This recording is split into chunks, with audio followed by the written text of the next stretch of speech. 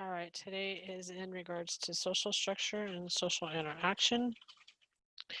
When we're looking at our social structures and our social interaction, how do we level from a sociological analysis? How do we balance these and how do we analyze and what are the best techniques to do it and what techniques do we look at in regards to figuring out what analysis that we should use? So we discussed this in chapter 1 briefly in regards to the microsociology, um, or excuse me, the macro sociology. The macro sociology is the broad features of society. It's the way how um, we can analyze in between social class and relationships of groups to one another. It's usually used by functionalist and conflict theorist to kind of give a more of a balanced ideal in regards to what and how we should analyze of the broad features of society. The micro sociology, the small aspects, looks at it from a social interaction side of things. When we're looking at the social interaction side, we're looking at like social lives that focuses on social interactions, typically used by symbolic interactionists. So when we're looking at the microsociology, its main focus is the symbolic of interaction. What type of symbols, what type of aspects. However, when we're looking at both of these levels and we're analyzing the aspects of, we have to use both the macro and the micro levels to analyze the social study of social life. Um, those who use the macro to analyze like the homeless and any human behavior focus on the broad aspects of society. So we kind of have to do that, but such as the economy and social class. You might use the micro level, the small level approach to analyze how people interact with one another. So how do people interact with homeless in regards to this aspects? Usually when it comes to homeless people, it's disparity between power and powerless, um, isolation, in regards to individual, that type of thing in regards to the, the two different levels in regards to. When we're looking at social structure, we're looking at what is the sociological significance of social structure. What's the point? What's the framework behind it of society that surrounds us, right? It's consistent. It's the ways that people and groups are related to one another. This framework gives direction. It gives set limits to our behaviors. So all in all, when it comes to social structures, these are patterns of groups of students, teachers, men, women. These are all patterns that were laid out before us, right? So it guides our behavior in regards to the social significance of social structure. So all of those things, they're patterns. Like I said, if you're a man, you're expected to act like a certain way for a man. If you're a woman, you're expected to act a certain way. If you're a student, you're expected to act a certain way. So there's social structures to sociological significance in regards to how we behave in those situations. When we're looking at the components in regards of social structure, the components of social structures deal with the culture, deal with the social class, it deals with social statuses, certain roles that we have to play, certain groups we interact with. When we look at the culture, culture has a profound effect on people's lives.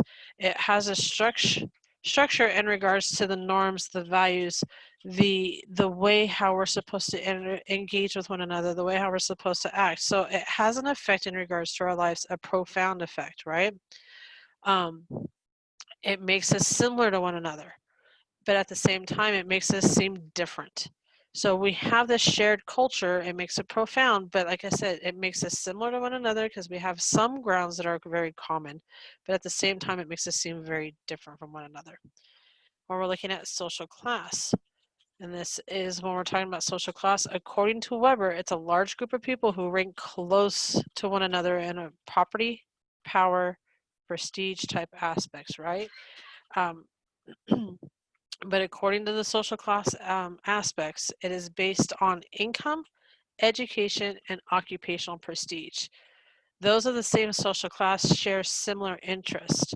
If you're in with a social class that is considered a high social class, you have similar interests in regards to those. If you are a middle working class type, blue collar worker type aspects, you have the same similarities and same interest. Education, same thing. If you have a PhD, master's, bachelor's, you have the same interest. So therefore, you're more comfortable talking to those ones in those same social class as you that have those characteristics. So when you're looking at this, when you're looking at social class, is also social status. There's significant factors in social life, right? So here you can look at this. This is a picture of Cambodia. It illustrates this point where in the front you have very low social class or social status, and then right across the street you have this high social class, social status type aspects. You have things that you um, are very different in the aspects in what you can see in part of social lives. There's significant factors that are different in between these social lives. The ones that live in the front on the baseline on the water, very poor, poverty stricken type aspects, their social class and their status is very different than the ones from behind. There's a how would you act and how would you provide a significant, profound type aspects in regards to if you lived in the poverty stricken type aspects of the shack, and knowing that you had it just across the street, this wealthy individual, are you going to feel comfortable engaging with them? Are you going to go up and say, hey, hi, how are you, neighbor? In this type of aspects, when you're seeing the social status, you're in a position that someone occupies in a social group. So it's one of those situations to where you're not comfortable communicating with somebody on that higher level because you're not in that same group. So you'll have difficulties in regards to feeling, your self-concept, your self-esteem, all of that kind of aspects kind of fall in line in regards to what social class you communicate with as well. Social statuses. Yeah, status is a position one occupies, provides guidelines for how to act and feel, right? We have status sets. All of these statuses are positions, are basically positions that we occupy in life. You have a role to play, you have a position that you're supposed to be in place of, so therefore it is a status set. You are expected to fill this position. You have ascribed and achieved statuses. When you're looking at ascribed, these statuses are involuntary. They are inherited. You are born into it. You have this ascribed status. Ascribed status is a position an individual either inherits at birth or receives involuntary later in life. You could look at Paris Hilton. She never had to work for any part of her money. She inherited it. It was ascribed. It was at birth. It's there. So a lot of these individuals that are very wealthy, they end up as an ascribed type status. So when you're looking at a social status, it's involuntary. They're embedded. It's from at birth. It's there. When you're looking at an achieved status, an achieved status is a position that is earned. You earn this position. You decide what you're going to do with it. You are going to decide whether it's going to involve at least some effort or activity on your part. So if you decide to be a school dropout, that was your decision. If you decide to be a debarred lawyer, that is your decision. If you decide to get a divorce, that is your decision. That is an achieved status. There's nothing you can say, nothing you could do. You decide to do it. No one made you do it. And throughout all of these different statuses, you have status symbols as well. When we're talking about symbols, we're just looking at the items that display that prestige. If you're talking about the income, the occupation, the education, all of that aspects, you have the symbols that go along with it. So in order to prove that you have this status, especially if it's a ascribed or achieved status, you're going to make sure you have the symbols that go along with it to show your status. So that is a status symbol. When we're looking at status and consistency, these are ranking high or low on some dimensions. It's one or the other. It's also called status discrepancy.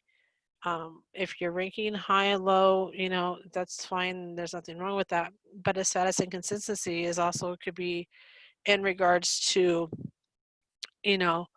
what is considered the average age of a college student, which is in between the 18 to I think I want to say it's around 44. That is the average age of a college student.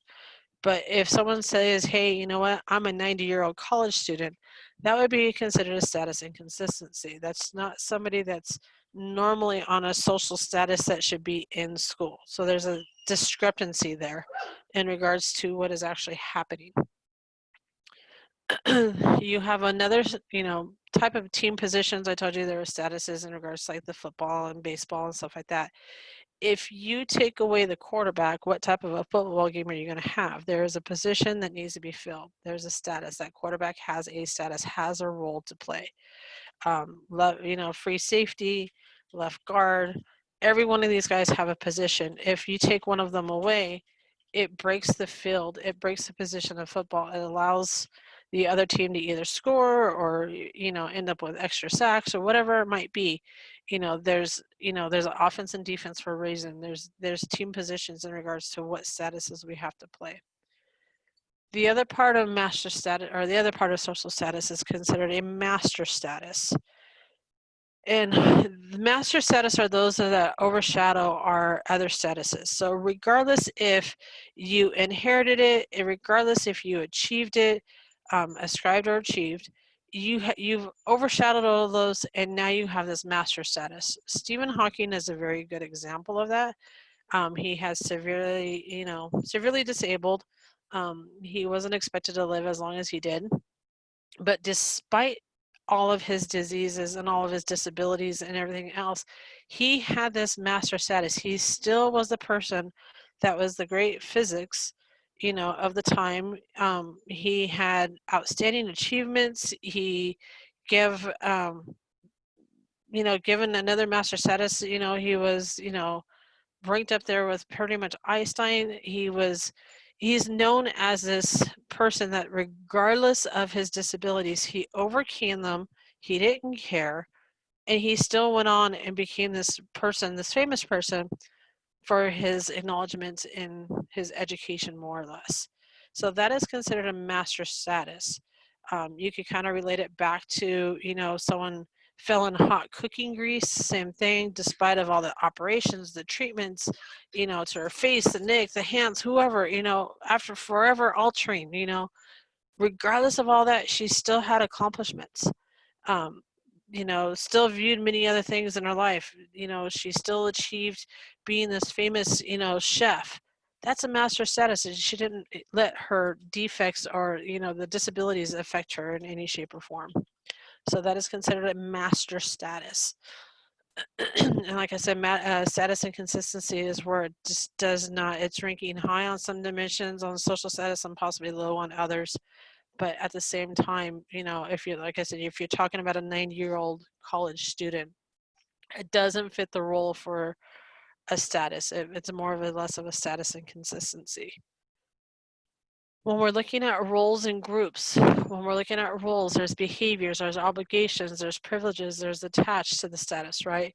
There's some type of something that you're supposed to do in this role. If you are a parent, you're expected to act a certain way, behave a certain way. You have obligations, you have privileges. If you're married, same thing. These are roles. If group-wise, these are people you interact and share values with of interest. These are people that you interact with. Your behavior may alter when you're around your groups versus being in your roles. You have this social integration that you kind of do. Where members share those same values, social bonds type aspects. That's part of your groups. But in all, it's, when you're looking at the groups in regards to these roles or social statuses, it's where we belong in a group, we yield to others and their rights to judge our behavior. We're comfortable. We don't care what they think. Whereas our roles, we tend to have a little bit more obligation to do so. When we're looking at social institutions, these are organizations, usual standard ways, how society meets its basic needs. How do we meet our basic needs? There's certain things, there's certain steps, and we'll look at it from a functional side and we'll look from it from a conflict side. When we look at it from a functional side, they look at it as every part has a basic need to meet. How we do it, how we alter it. It doesn't matter. It has a basic need. So if you look at this, we have social institutions, so where we have like the family, religion, education, economic, medicine, however you want to look at it. Each one of these has a basic need in order for us. Underneath this basic need, we also have some groups or organization that we relate ourselves to, that we're a part of. Once we organize ourselves that way, then we set up some type of some status that kind of goes along with it. Whether if we're a daughter, we're a son, we're a father, mother, brother, sister, aunt, uncle, grandparent underneath family, there is somehow, some way we have some type of a status, some type of a role that we have to play. We also have some values and some norms that are expected to go in underneath family as well. And as you can see, you could look at all the way down to the mass media in regards to how each one of these, some type of a basic need, there's some type of an organization or a group, there's some type of status that goes along with it, some type of value and norms that go along with it as well. It's one of those situations to where this is the social institutions in regards to how do we organize, how do we set standard ways in regards to meet our basic needs. That's how we do this. This is like post-industrialized too, by the way. And when I mean industrialized, before like all the big factories and stuff like that set place. So when we're comparing functionalists and conflict in regards to perspective, and comparing in regards to social institutions and our roles and our social statuses, we take it from a functionalist theory. Society must do the following. It has to replace its members. If a society does not replace its members, it cannot continue to exist. We have to replace our members. So we have this balance in regards to, and we'll get more into it underneath the urbanization popularization chapter, but we have to have X amount of deaths and X amount of births in order to balance out replacing our members. We could have an overabundance or we could have an underabundance. So there's different stages that we could be in depending in regards to what phase. But at the same time, you have this replacing the members, and it's a must. If we don't have a society, and eventually we'll all fade away. Socialization of our new members. We just talked about this in our last chapter. We have to socialize our individually, due to we have to build that language in order to know how to function in society. If we don't build the language, if we don't build the socialization, then the member becomes more or less not a member of society. So it makes it very difficult for them. When we produce and distribute goods of services, this is in order to make sure our society produces the means, distributed basic resources from food to clothing, shelter, education. We have to produce these goods in order to basically survive. Function, right? Functionalist, function. We also have to preserve order. Society has two threats of disorder. One is eternal, which is the potential for chaos, and the other is external, which is possible attack. We preserve those orders. We make sure we have our necessary boundaries that we need to set up to preserve that. There's a function, there's a need behind it all. Lastly, for the functional, they look at it from provide a sense of purpose. People have to yield some self-interest in favor of the needs of a group. If there's no need for a group, then you're not going to find the interest in regards to the purpose behind it. A perfect example of that would be this. For an individual, if you're going to do a ritual type aspects, and if you're going to be doing this functional requisite in regards to survival of society, providing a sense of purpose is often met through religious groups. Excuse me. If you're looking at this, and if you're an individual like this woman who looks like she's terrified of snakes, it has a purpose. There's a purpose behind it, so therefore you're going to continue to have some type of a social connection to this group.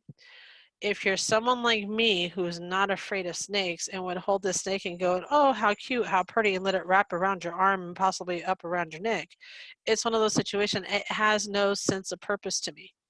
So it would be very hard for me to make this comparison in regards to the purpose behind this snake, as a religious aspect, because it wouldn't have a purpose for me.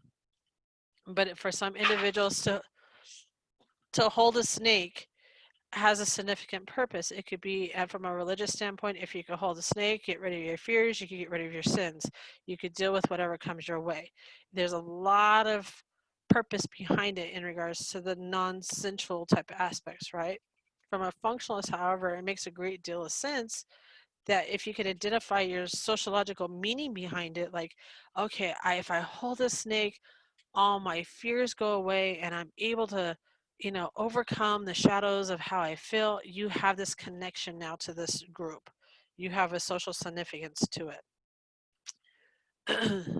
When you're looking at it from a conflict theorist side of things, conflict theorist says, okay, well, I get that we should have, and it's a Durkheim. Durkheim said, we get it, we understand there's interest in how societies unite their members by shared values and social bonds. It produces this social integration. That's great. But what really holds us together? What holds the majority of the society's wealth? What preserves the status quo? How does society as a small elite group in power do all this? So they kind of look at it as, okay, this is cool, but we get that you need all those things in order to function, but at the same time, you have certain social structures that kind of go along with it. So he kind of said, you know what, I get it, I understand. So he kind of came up with the aspects of some mechanical and um, organic solitary aspects. So they wanted to say what holds society together.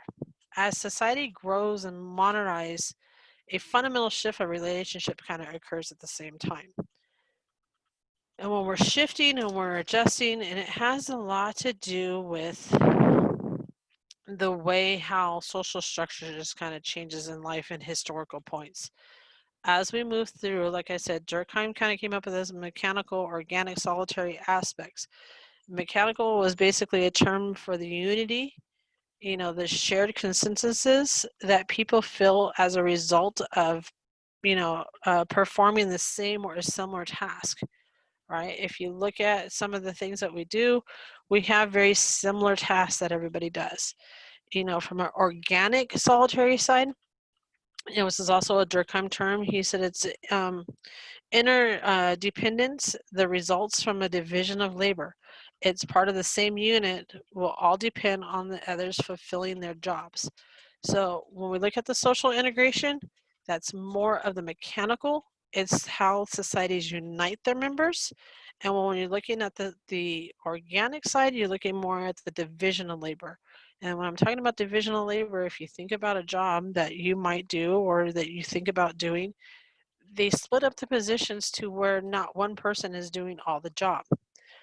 So if you use say a fish market type aspects, you have a person that has to catch the fish.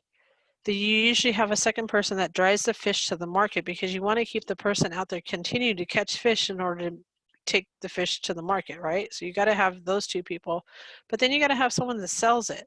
So if you could kind of see, you have a 3-step process, but you need 3 people to do it. If one person went to go do that in a day, they would never catch enough fish to make enough profit. So you would have to make sure you have that division of labor to kind of go through.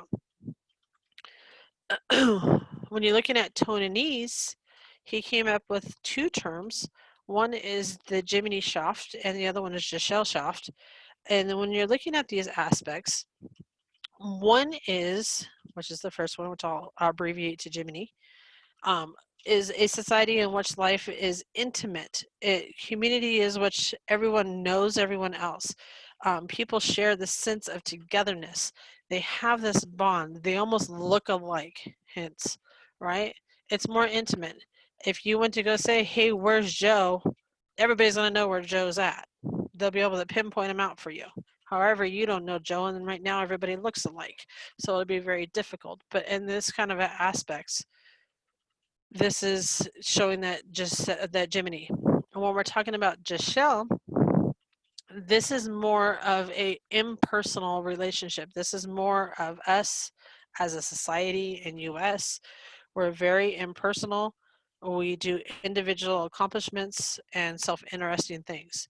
We tend to, if we're in a internet cafe, Starbucks, whatever, We don't communicate, we kind of ignore one another.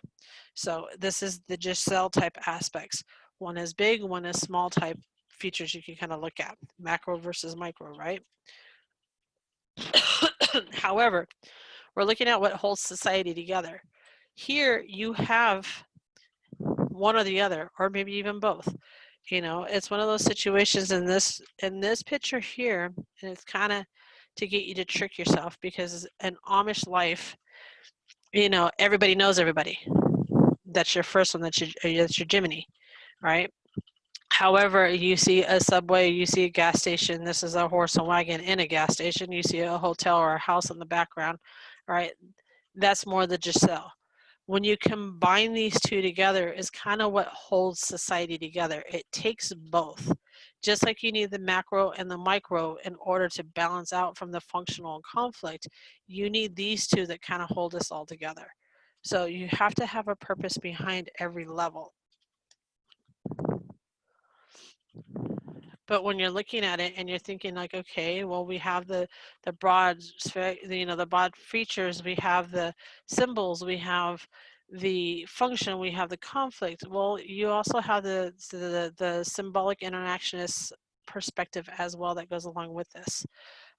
We stereotype in everyday life. We judge people by the way they look, the way they talk, the way they stand, the way they dress. Just by their appearance, we make up our mind in regards to how this person is supposed to behave, act, and engage in society. So it's very sad in that type of aspects that we do that. So we have this, you know, self-fulfilling stereotype. This is how it works. This is what it does. We see features of a person or we hear things about a person, right? Then we try to fit what we see and what we hear into the stereotype and then expect this person to act this way. Unfortunately, this happens too often. All right, and then how do we expect that person to act shapes our attitudes and our actions. If we expect this person to come in with this bold, strong social demeanor, like he's this big, bad, hottest thing in the world, we're already going to shape our personalities and our attitudes and our actions to be prepared for that. However, from how we act, the person gets the ideal of how we perceive him or her. And then they adjust their behaviors to match how they're being perceived. So this is how the self-fulfilling stereotype works. So if you think about it, based on the experiments of everyday lives and what we've seen, and if taking what we just read, during these stereotypes, if you had to stereotype these two, what one do you think is going to have more of the modifications to fit the, you know, attitude of the actions that we figure? You know, if we label this one down here at the bottom as bashful, shy, geeky, unfortunately, guess what? That's how he's going to behave. He's going to behave the same way. If we take the one at the top as being, you know, more easily talked to, very handsome, very gorgeous type of thing, well, you know what? You're going to probably get more of a cocky of attitude because that's what he's been portrayed to be like. So it's kind of one of those things. We stereotype, we modify their actions if they meet those, you know, the way how we would meet those two men. They modify their actions the same way. So it's kind of one of those things. So be cautious when you're stereotyping people, because the way how you're stereotyping people will also make them act and behave in that same way. So, you know, if you sit there and call a criminal who's really not a criminal over and over and over again, well, if I'm going to be accused of it, I might as well just do it. That's kind of the attitude that comes across. You know, if you treat somebody with a bad behavior or a bad attitude, the chances are they're going to behave it. Like, well, if I'm going to be labeled that way, then I'm going to go ahead and act that way. So kind of be cautious, like I said, stereotyping in everyday life. When we talk about personal space, we all protect ourselves with personal space. Everybody protects themselves. Different cultures specifically have different boundaries for personal space or personal bubble. You can use either one.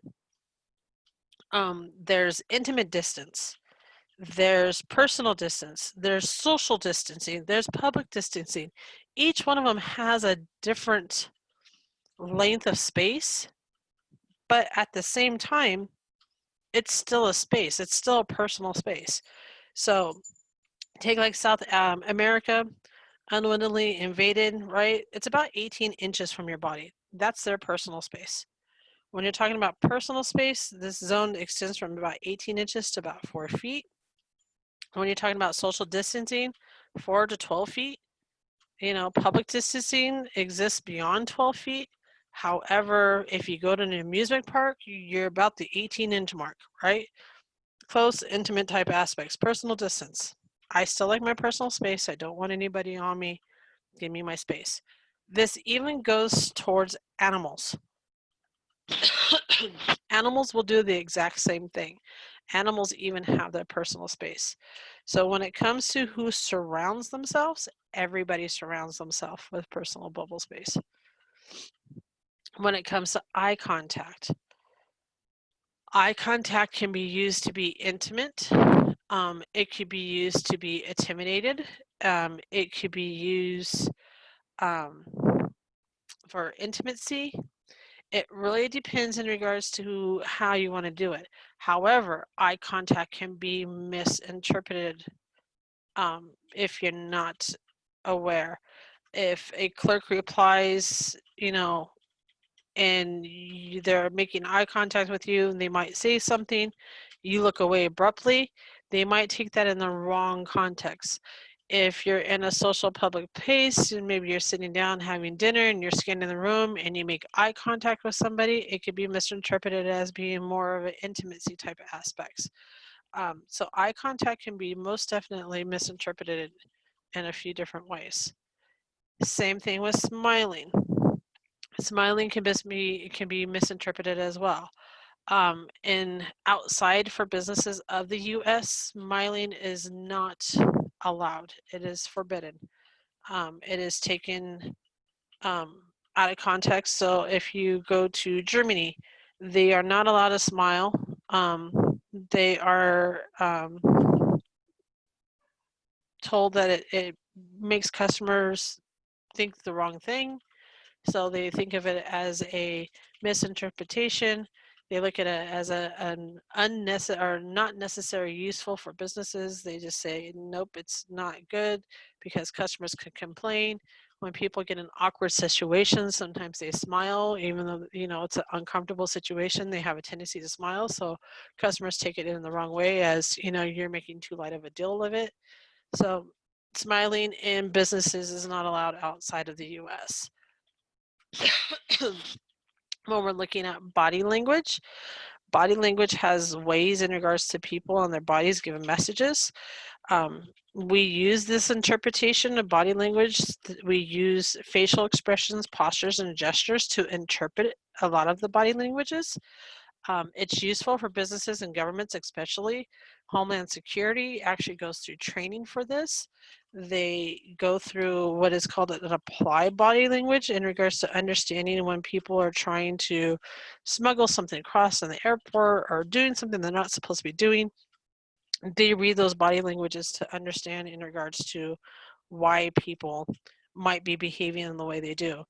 However, if you have somebody that is a very nervous person, their gestures, their postures, their facial expressions, all that's going to portray off the wrong body language, unfortunately, which may cause some misinterpretations on that type of aspects.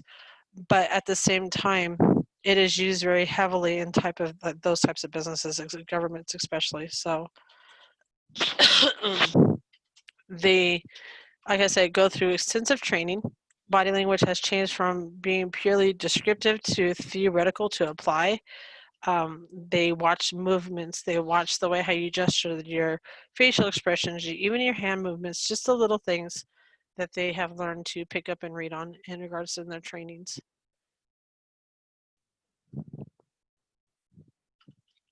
Goffman kind of said, okay, well, we have this dramaturgy. These are basically the actions that we kind of do. These are our approaches.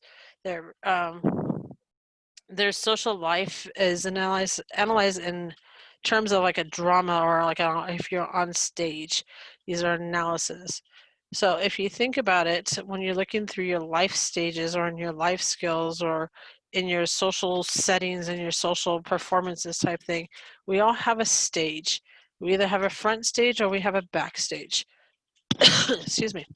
When we're looking at our front stage, this is where people give their performances, right? This is not so much of a role performance, but it is a performance. We plan, we prep, we organize, right? Then when we're at work or if we're engaging with our peers or if we're in a social situation, we have put this stages together, this front stage together, to where now we put on a performance. And these are ways in which someone performs the role, right? Showing a particular style or personality that they want the society to see, your friends, your group, your family, whatever it might be. This would be your role performance. If you're a son, your daughter, you're expected to play that role, right? So if you have a interaction that may happen that may have been some type of like a conflict. Maybe you didn't appropriately handle it the right way. You'll go home and you go to your backstage more or less, and this is a place to where you can have some privacy. You can let your hair down. You kind of go over what happened through the day, and guess what you do? You plan for your role performance the next day. You think of what could possibly be done, and then when you're in that role, you use your environment to kind of set up the signs to kind of set up around you. So you have all these situations that you do. So a dramaturgy is a specialty within sociology, excuse me. It's a social life is a view as a similar to a theater. In our everyday lives, so we are actors, actresses, however you want to look at it. If you haven't seen The Orange is the New Black, they put on role performances, they use props, they deliver lines to fellow actors who in turn do the same thing. You kind of do this within your work environment. If you engage with somebody saying hello, you're expecting some type of a prompt back. If you don't get that prompt back, then you kind of just move on and move your performance on to something else. But in the same time, if you get stuck in a social situation and a part of your social life, if you come across somebody that you're not prepared to see, you still have to get that performance. So you'll start using the surroundings, your environment as props. So how's the weather been? Or, how things been? Oh, I see you got a new car. You use those props to kind of get your performance through your day or through that social situation. Excuse me. You have role strains and role conflicts. When you're looking at role conflicts, you are you're your individual, but you're also either a son or a daughter, mother, father, whoever you might be, right? You're a friend. You're also a student. Well, you also work, okay? At the same time, as a son or daughter, you know what? Mom just got put in the hospital. She had to go have surgery. You need to go visit mom. It was an emergency type situation, but yet at the same time, you know what? I promised my friend I'm going to go to their 21st birthday party tonight. But at the same time, hold on, you know what? I got an exam tomorrow. So I got to fit in some study time in here. I got to make sure I make it to this party and I need to go visit mom. But hold on, work just called you and someone called off sick and it's emergency overtime for you and you need the extra cash. This is role conflicts. Happens in everyday lifestyles. This is something that is consistent and it will roll through your life. It's just what happens. You have to kind of pick and choose in regards to what is more important. You organize your days, right? Role conflicts. Um, you feel like you're between roles because of the expectations that are attached to each one. That's just the way how it is. When you have role strain, this is just conflicts that someone feels within your role. So you're a student, you're doing well in class, which is great. You're doing well in class. However, at the same time, you don't want to be that curve killer. You're in college, it really shouldn't matter. But at the same time, you don't want to make other students look bad. So what do? The kind of the role strain in regards to it. But here's another aspects to your role strain. You're a student, right? You're doing well in class. You're studying your butt off. You're doing everything that you need to do. Your role strain, you caught somebody cheating. What do? Do you turn them in or do you let them cheat? So it's kind of one of those situations. That's kind of how a role strain would do. What would you do as that role as a student? You've busted your butt and you want that hard grade, but yet somebody else took the easy way out. Do you report it or do you let it go? So they kind of give you the example of that one. It's a little easier for students to understand when I give it that way if it were role strain. So it kind of gives you the difference in between role conflict, role strain. However, dramaturgy also has this contrast in regards to reality of what we should look like, right? They mirror with our cultures, our ideal body types. The thin is crazy encourages some people to the extremes. This is Carly Kloss. She's a model. You know, she makes the difficult decisions in regards to how her self-image should be. She's not saying this is your self-image and this is how your self-image should be. She's saying this is mine. This is what I'm comfortable with and I'm happy with it. So therefore she's putting on that persona in regards to that self-image. At the same time, because social media is changing and people are like, you know what, I don't have to be crazy thin. You know, here's Melissa McCarthy coming over a lot of difficulties in regards to alternating the image and her image and not feeling like she has to be this crazy thin person because all the rest of the actresses in Hollywood are very extremely thin. She's saying, you know what, I'm me and I'm going to be comfortable as being me. You know, I'm going to be me and not be anybody else. That's setting up that dramaturgy, that's setting up that role performance, that's saying, you know what, I don't care. I'm going to be comfortable in who I am. So you can kind of see how all the roles can kind of take place in regards to how we perceive or how we put ourselves out in the society type aspects. When we're looking at this one, this is a big word, anthromethodology. This is uncovering the background assumptions, right? This is getting at that take for granted ideals of what the world that underline our behavior. When I'm talking about this and I'm saying this in true and ultimate, sense of life, we have these sense of taking for granted ideals.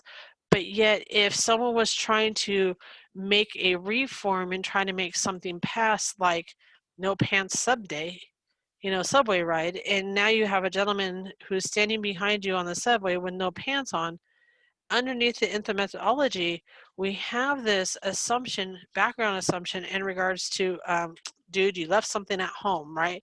We get underneath this assumption in regards to it's ingrained, it's something that's wrong, but we try to make sense out of it. Like, why would he leave his house and get on the subway with no pants, but yet he's got socks and shoes on? He knew he left the house with no pants on. So unfortunately, this was actually a research study that was exercised, and Garfunkel, Harold Garfunkel, one of the sociologists, he had his students go take word on literally phrases that were literally being said in regards to this guy on the subway that had no pants on. They would ask, the student had no pants on, would go up and ask questions like, hey, how are you? Kind of putting in that play of the dramaturgy to kind of get the feedback in regards to how people would react. But at the same time, they wanted that to study how people use their background assumptions. How do we use what we know from the history and apply it to our day changing type aspects? So did our deeply ingrained of annual no pants subway ride day get popular and people went for it, and is it in place? No, it did not pass in regards to the aspects of passing the society of background assumptions of leaving no pants. Now, however, I have had students run late to my class, and as they're running in, I'm noticing they have no shoes on. Granted, my background assumption is automatically they're running late, or they left them in the car, got to get to class, right? But sometimes there's more to it than just what is being assumed. The old saying in regards to assume, right? Don't assume. So when you're looking at social constructs of reality and what is actually true versus reality, Thomas Theorem came up with this aspects in regards to how do we define what is real versus what is not real? How do we do this social construction of reality? So if he said, if people define situations as real, they are real in their consequences. So stating that if we look at a situation, if they objectively exist, whether, say, um, I'm trying to think of my words that I want to use. Um, Say germs come out more when weather's cold or something like that. Define the situation, right? Is it real or not? Is there a consequence behind that statement? Well, the only way how to find out about it is if you have some type of constructive reality with it. Um, Interpretations, right? Definition of what reality is.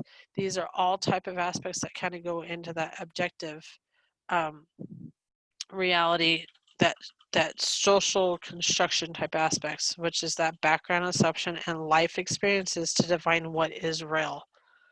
All right, that's your next one down. That's on there, the social constructive reality that uses the background assumptions and life experiences to define what is real. We use our experiences, we use our assumptions to kind of place the whole together and make it a whole picture for us to say, you know what, this is real. I know it because I've consequences. I've dealt with it. I know what the outcome is. I'm not going to do it again, right? So that's kind of the social construction of reality. When we're looking at the analysis in regards to both the macro and micro of sociology, we have to have both of these levels. Like I mentioned in the beginning, you have to have these two levels of analysis in order to have a full view of social life. We must use both. If we don't use both, you're going to leave out something. You're going to drop out something. You're going to, not get a full picture in regards to your analysis in regards to what is needed and what is not needed. So when you're, looking at the contrast of maybe, two of the, maybe boy girl groups or boy groups in regards to this school and that school, in regards to who skipped school, who got drunk, who got fight, who vandalized, who did this, who did that. You kind of could use both the macro and the micro level of that to use the broad features and the symbolic interaction of both in order to balance out in regards to the analysis. And that will do it for chapter 4. If you guys have any questions, go ahead and shoot me an email and I'd be more than glad to answer any of them.